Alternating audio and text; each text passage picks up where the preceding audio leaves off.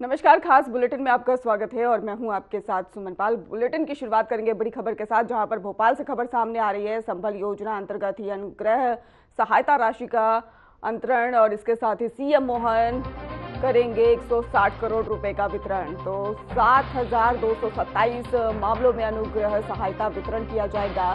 Single click से ही श्रमिकों को लाभ मिलेगा और श्रमिकों के खातों में पहुंचेगी राशि। संबल योजना से लाखों परिवार को लाभ मिलने वाला है। वीडियो कॉन्फ्रेंसिंग से ही मुख्यमंत्री अंतरण करेंगे और इसके साथ ही दुर्घटना मृत्यु पर ही 4 लाख सहायता दी जाएगी और स्थायी अपंगता पर 2 लाख सहायता और आंशिक अपंगता पर ही 1 लाख रुपए दिए जाएंगे। तो बड़ी अपडेट सामने आ रही है भोपाल से, जहां पर संबल योजना से लाखों परिवारों को लाभ मिलने जा रहा है और इसके साथ ही आपको बता दो कि श्रमिकों के खातों में अब पैसे पहुंचेंगे। भोपाल से खबर बता रहे हैं, संबल योजना अंतर्गत ही अनुग्रह सहायता राशि का ही अंतरण और सीएम मोहन यादव करेंगे 160 करोड़ रुपए का वितरण। 7,227 मामलों में अनुग्रह सहायता वितरण किया जाएगा। सिंगल क्लिक से ही श्रमिकों को लाभ मिलेगा और इसके साथ ही श्रमिकों के खातों में ही पहुंचेगी राशि। संबल योजना से लाखों परिवारों को लाभ मिलने जा रहा है। वीडियो कॉन्फ्रेंसिंग से ही मुख्यमंत्री अंतरण करेंगे और दुर्घटना मृत्यु पर ही 4 लाख सहायता, स्थायी अपंगता पर 2 लाख सहायता राशि दी जाएगी। आंशिक अपंगता पर 1 लाख रुपए दिए जाएंगे। तो बड़ी अपडेट भोपाल से।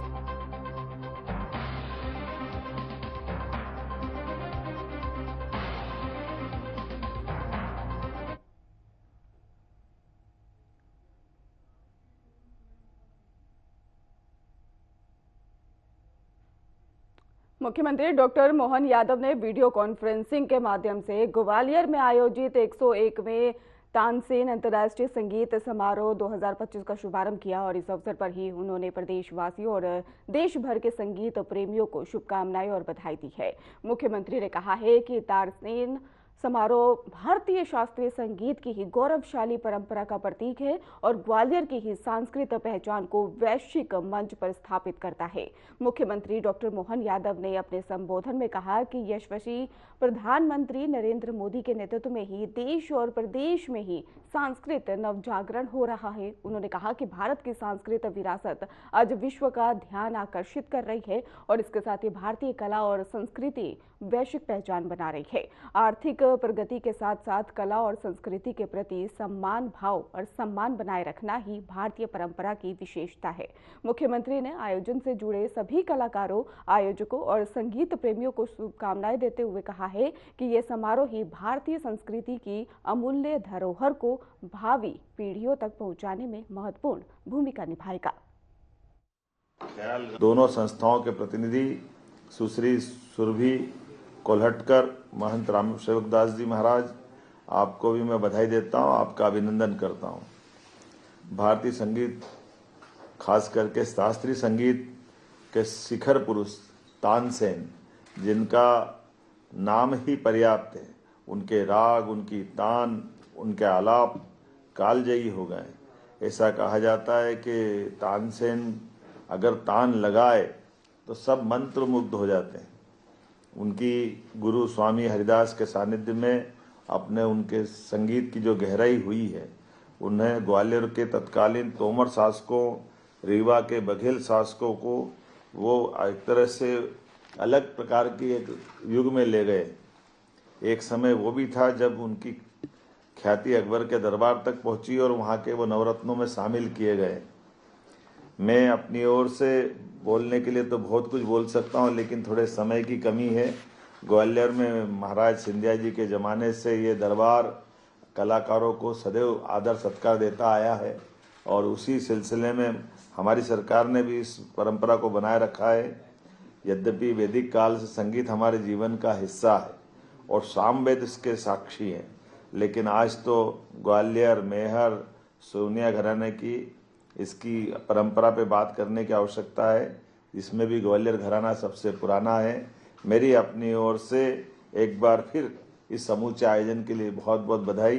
संस्कृति मंत्री, संस्कृति विभाग के एसीएस शिवशेखर शुक्ला जी, सारे अधिकारियों को ये इतनी गौरवशाली परंपरा से इन सारे आयोजनों को करते हैं कि हमको लगता है कि सच में यशस्वी प्रधानमंत्री के नेतृत्व में अभ्युदय हो रहा है और ये सांस्कृतिक अभ्युदय की परंपरा है। खास करके हम दुनिया को देखें तो दुनिया भारत की तरफ देख रही है और भारत माननीय प्रधानमंत्री जी के नेतृत्व में सने सने दुनिया के अंदर एक अद्वितीय छाप छोड़ता जा रहा है। ऐसे में जब हम आर्थिक रूप से समृद्ध हो रहे हैं तो कला संस्कृति की तरफ भी हमारी उतनी ही उस आदर के साथ वो भावना भी है और उसी प्रकार से हम बढ़ भी रहे। मेरी अपनी ओर से आज के इस अवसर पर पुनः आप सबको बधाई।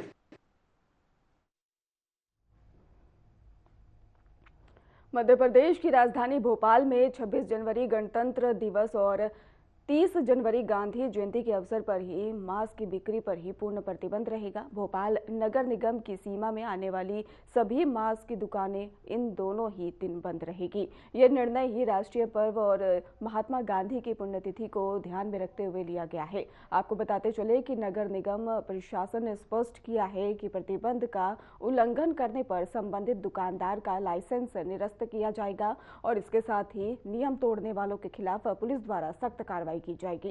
प्रशासन ने सभी व्यापारियों से आदेश का पालन करने और सहयोग करने की भी अपील की है।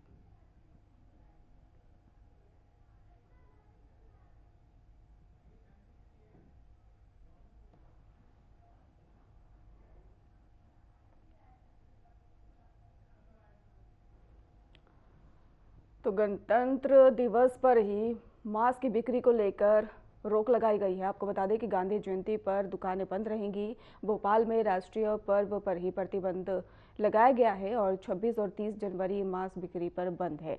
आपको बता दें कि नियम तोड़ने पर प्रशासन द्वारा सख्त कार्रवाई भी की जाएगी। अगर किसी की भी दुकान इस दौरान ही खुली पाई जाती है तो लाइसेंस रद्द करने की भी बात की जा रही है। तो आपको बता दें गणतंत्र दिवस पर यह प्रतिबंध लगाया गया है मांस की बिक्री को लेकर और इसके साथ ही गांधी जयंती के अवसर पर भी दुकानें बंद रहेंगी। 2 दिन के लिए दुकानें बंद की जाएंगी और अगर नियम तोड़ता है कोई भी दुकानदार तो उसका लाइसेंस भी रद्द किया जा सकता है।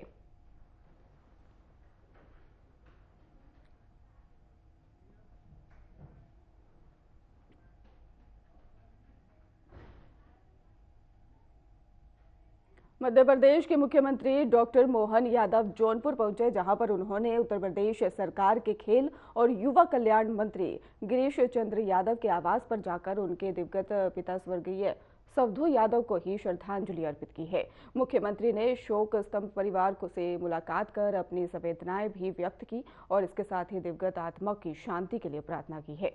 मुख्यमंत्री डॉक्टर मोहन यादव ने स्वर्गीय सवधू यादव के चित्र पर पुष्पांजलि अर्पित की और कुछ क्षण मौन रखकर उन्हें नमन भी किया है। इस दौरान ही उन्होंने मंत्री गिरीश चंद्र यादव और उनके परिवारजनों से बातचीत करते हुए स्वर्गीय सवधू यादव एक सरल, कर्मठ और इसके साथ ही समाज सेवी व्यक्तित्व के धनी थे, ऐसा कहा और जिनका समाज में विशेष योगदान भी रहा। डॉक्टर मोहन यादव ने यह भी कहा कि इस दुख की घड़ी में वे परिवार के साथ खड़े हैं और ईश्वर से प्रार्थना करते हैं कि शोकाकुल परिवार को इस अपार क्षति को सहने की शक्ति प्रदान करे। मुख्यमंत्री के साथ ही मौजूद नेताओं और इसके साथ ही प्रशासनिक अधिकारियों ने भी स्वर्गीय सवधू यादव को ही श्रद्धांजलि अर्पित की है। इस अवसर पर ही स्थानीय जनप्रतिनिधि, पार्टी पदाधिकारी और गणमान्य लोग भी बड़ी संख्या में मौजूद रहे। तो सभी ने दिवंगत सवधू यादव के इस सामाजिक योगदान को याद करते हुए उन्हें भावभीनी श्रद्धांजलि अर्पित की है। तो जौनपुर में पहुंचे सीएम मोहन यादव और इस दौरान ही उन्होंने श्रद्धांजलि अर्पित की। स्वर्गीय सवधू यादव को उन्होंने श्रद्धांजलि अर्पित की और सीएम मोहन यादव इस दौरान पहुंचे हुए थे जौनपुर और आपको बताते चले कि उन्होंने परिवारजनों से ही संवेदना भी व्यक्त की है और उनके दुख में साथ खड़े दिखाई दिए हैं। इसके साथ ही परिजनों से उन्होंने बात करके उनके द्वारा ही उनके इस दुख की घड़ी में उनके साथ खड़े नजर आए हैं। तो मध्य प्रदेश के मुख्यमंत्री डॉक्टर मोहन यादव जौनपुर पहुंचे, जहां पर उन्होंने उत्तर प्रदेश सरकार के खेल और युवा कल्याण मंत्री गिरीश चंद्र यादव के आवास पर जाकर उनके दिवंगत पिता स्वर्गीय सवधू यादव को ही श्रद्धांजलि अर्पित की और मुख्यमंत्री ने शोक भी परिवार से मुलाकात कर अपनी संवेदनाएं भी व्यक्त की हैं और इस शोक की घड़ी में दिवंगत आत्मा की शांति के लिए प्रार्थना भी की है। मुख्यमंत्री डॉक्टर मोहन यादव ने स्वर्गीय साधु यादव के चित्र पर पुष्पांजलि भी अर्पित की और कुछ क्षण मौन रखकर भी उन्हें नमन किया है। इस दौरान ही उन्होंने मंत्री गिरीश चंद्र यादव और उनके परिजनों से बातचीत करते हुए स्वर्गीय साधु यादव एक सरल, कर्मठ और समाजसेवी व्यक्तित्व के धनी थे और जिनका समाज में विशेष योगदान रहा, ऐसा भी कहा। और इसके साथ ही डॉक्टर मोहन यादव ने यह भी कहा कि इस दुख की घड़ी में वे परिवार के साथ खड़े हैं और ईश्वर से प्रार्थना करते हैं कि शोकाकुल परिवार को इस अपार क्षति को सहने की शक्ति प्रदान करे। मुख्यमंत्री के साथ मौजूद नेताओं और प्रशासनिक अधिकारियों ने भी स्वर्गीय साधु यादव को श्रद्धांजलि अर्पित की और इस अवसर पर स्थानीय जनप्रतिनिधि और पार्टी पदाधिकारी और गणमान्य लोग भी बड़ी संख्या में मौजूद रहे। सभी ने दिवंगत साधु यादव के सामाजिक योगदान को याद करते हुए उन्हें भावभीनी श्रद्धांजलि अर्पित की है।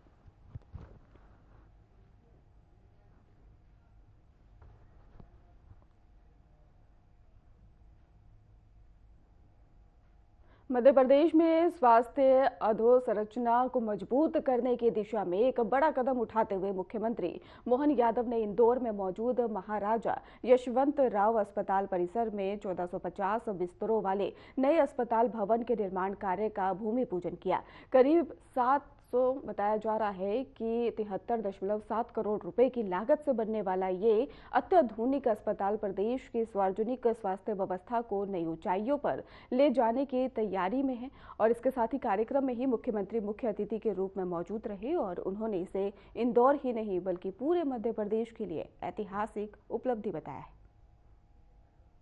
हमने भी प्रायोरिटी देते हुए, वैसे तो कोविड के काल में पूरे प्रदेश और देश में जिस प्रकार का माहौल था, लेकिन माननीय प्रधानमंत्री नरेंद्र मोदी जी का जोरदार अभिनंदन करें, जिनके कारण से हमारे सभी चिकित्सा संस्थानों की एक तरह से कायाकल्प वाली स्थिति बनी और बहुत सारे प्रकार के नवाचार भी हो गए। सब प्रकार से देश को और मध्य प्रदेश को जिस प्रकार से मोदी जी ने विजन दिया, आयुष विभाग के माध्यम से हमारी जिसकी चिकित्सा पद्धतियां सबका तारतम्य आपस में मिलाते हुए जनता के जन कल्याण को लेकर के जो सर्वोच्च प्राथमिकता है, दुनिया अब हमारी तरफ देख रही है। आज बदलते दौर में हमारे सबके सामने याद करें 2014 का समय, जब एमसीआई का इतना आतंक था कि नया कोई मेडिकल कॉलेज खुले कैसे, सबसे पहले तो उनसे निपटना पड़ता था। लेकिन ऐसे समय में जब 70-72 साल तक एक ही आतंक के कारण से मेडिकल कॉलेजों के और वहां के सारे कैंपस पर डर का वातावरण था, मुझे खुशी है यशस्वी प्रधानमंत्री के नेतृत्व में और चिकित्सा मंत्री आज भी हेल्थ मिनिस्टर माननीय दोनों ने मिलकर के एनएमसी की स्थापना की। जोरदार अभिनंदन। जो पात्र है उसको एडमिशन मिलना चाहिए, सभी प्रकार की सुव्यवस्था होना चाहिए। इसके कारण से मेडिकल कॉलेजों की संख्या जबरदस्त बढ़ी और केवल मेडिकल कॉलेज नहीं, मेडिकल कॉलेज के साथ पैरामेडिकल, नर्सिंग, सभी प्रकार के अलग अलग प्रकार के संस्थानों के लिए। और हमारा अपना राज्य तो और भाग्यशाली है, हमने भी हमारी सरकार बनने के बाद 2 विभागों को एक किया। पहले हमारा हेल्थ डिपार्टमेंट अलग, हेल्थ एजुकेशन अलग, 2 अलग अलग प्रकार से 2 मंत्री काम करते थे। दुनिया में ऐसा कहीं नहीं होता, केवल हमारे अपने देश के कुछ राज्यों में ये होता था।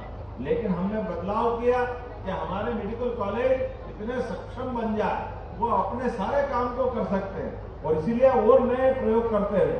आज तो हम अपने देश के अंदर इसमें भी अग्रणी भूमिका में आ गए कि हमारे हॉस्पिटलों के आधार पर भी पीपीपी मॉडल पर हम मेडिकल कॉलेज की तरफ आगे बढ़ रहे हैं। मुझे खुशी है 13 मेडिकल कॉलेज पीपीपी मॉडल पर, जिसमें 4 को इसी महीने भूमि पूजन हो रहा है।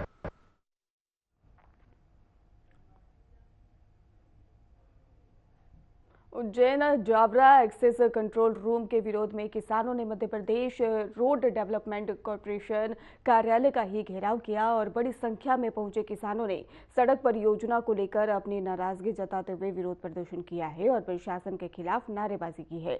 प्रदर्शन के चलते ही कुछ समय के लिए कार्यालय परिसर में अफरा तफरी का माहौल देखने को मिला और इसके साथ ही प्रदर्शनकारी किसानों का कहना है कि उज्जैन और जावरा एक्सेस कंट्रोल रूम के ही रोड के निर्माण से ही उनकी कृषि भूमि प्रभावित हो रही है और किसानों के अनुसार ही सड़क परियोजना के कारण कई किसानों की जमीन अधिग्रहित की जा रही है, जबकि मुआवजा और पुनर्वास को लेकर ही अभी तक स्पष्टता नहीं है। किसानों ने आरोप लगाया है कि बिना उनकी सहमति और उचित मुआवजे के भूमि अधिग्रहण की प्रक्रिया आगे बढ़ाई जा रही है और मौके पर ही प्रशासन और पुलिस बल तैनात रहा। अधिकारियों ने किसानों से बातचीत कर स्थिति को शांत करने का भी प्रयास किया है। उज्जैन से आपको खबर बता रहे हैं, जहां पर किसानों ने MPRDC कार्यालय को घेराव किया है और इसके साथ ही आपको बता दें कि उज्जैन जावरा रोड का भी विरोध किया जा रहा है। तो भारी संख्या में किसानों का प्रदर्शन जो है वो साफ तौर पर देखने को मिला। भूमि अधिग्रहण पर किसान आक्रोश नजर आए और इसके साथ ही मुआवजा पुनर्वास पर भी स्पष्टता नहीं है, ऐसा कह रहे हैं और प्रशासन पुलिस मौके पर फिलहाल तैनात है। तो उज्जैन में लगातार किसानों से बातचीत करने का प्रयास किया जा रहा है। उनके विरोध को लेकर उन्हें शांत करने का जो प्रयास है वो लगातार जारी है। तो बड़ी संख्या में ही प्रदर्शन करने पहुंचे और Ujjain Savara access control road के विरोध में ही किसानों ने Madhya Pradesh road development corporation कार्यालय का ही घेराव किया और बड़ी संख्या में पहुंचे किसानों ने सड़क परियोजना को लेकर अपनी नाराजगी जताते हुए विरोध प्रदर्शन किया है और प्रशासन के खिलाफ जमकर नारेबाजी भी की है। प्रदर्शन के चलते कुछ समय के लिए ही कार्यालय परिसर में अफरा तफरी का माहौल भी देखने को मिला और इसके साथ ही आपको बता दें कि प्रदर्शनकारियों किसानों का कहना है कि Ujjain Jaora access control road के निर्माण से ही उनकी कृषि भूमि जो है प्रभावित हो रही है। किसानों के अनुसार ही सड़क परियोजना के कारण कई किसानों की जमीन अधिग्रहित की जा रही है, जबकि मुआवजा और पुनर्वास को लेकर अभी तक स्पष्टता नहीं हो पाई है।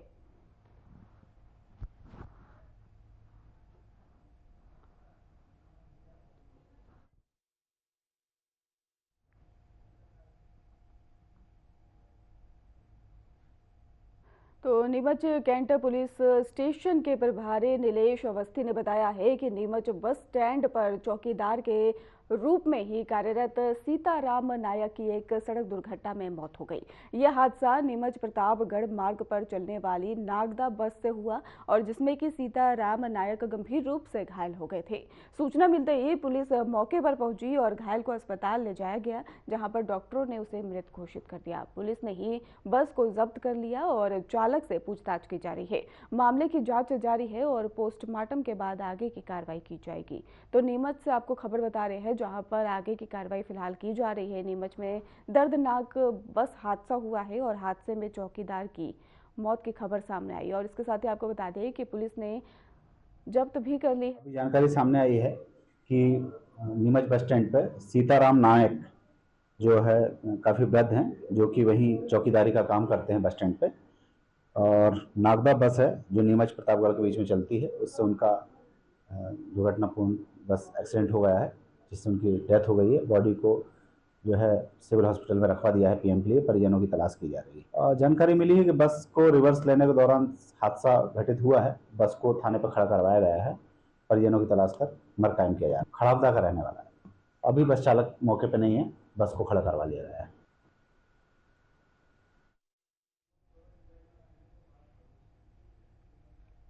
एक महिला ने गांव के कोतवार श्रीकांत पनेरिया पर ही 5 वर्षों तक शारीरिक शोषण करने और धर्म परिवर्तन के लिए दबाव डालने का गंभीर आरोप लगाया है। मामले की शिकायत सामने आने के बाद से पुलिस ने जांच शुरू कर दी है और इसके साथ ही डीएसपी पुरुषोत्तम सिंह मरावी ने बताया है कि प्रकरण जांच के अधीन है और संबंधित व्यक्ति की भूमिका, परिस्थितियों और आरोपों की ही सत्यता की पड़ताल की जा रही है। जाँच पूरी होने के बाद नियमानुसार उचित कार्रवाई की जाएगी।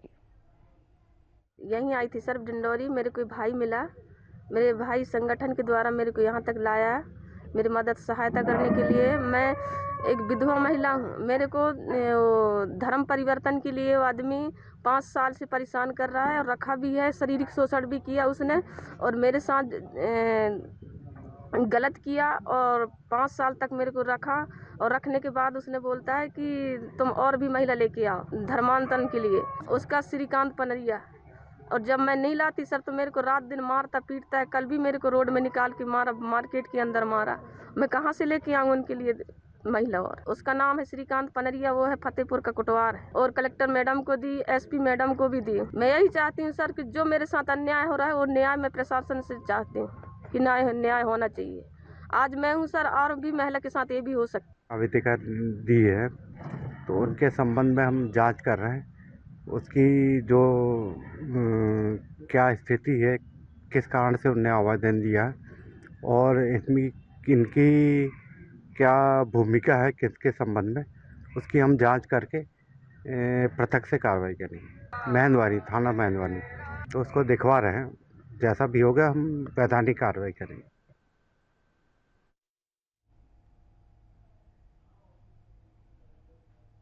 पौष माह के कृष्ण पक्ष की द्वादशी तिथि के अवसर पर ही बाबा महाकाल मंदिर में श्रद्धालुओं की भारी भीड़ देखने को मिली।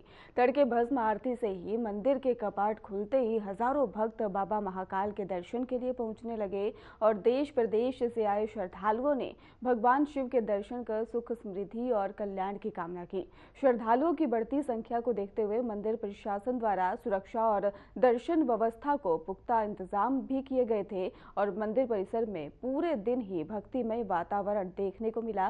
हर हर महादेव के जयकारों से उज्जैन नगरी गूंजती रही। तो भारी संख्या में श्रद्धालु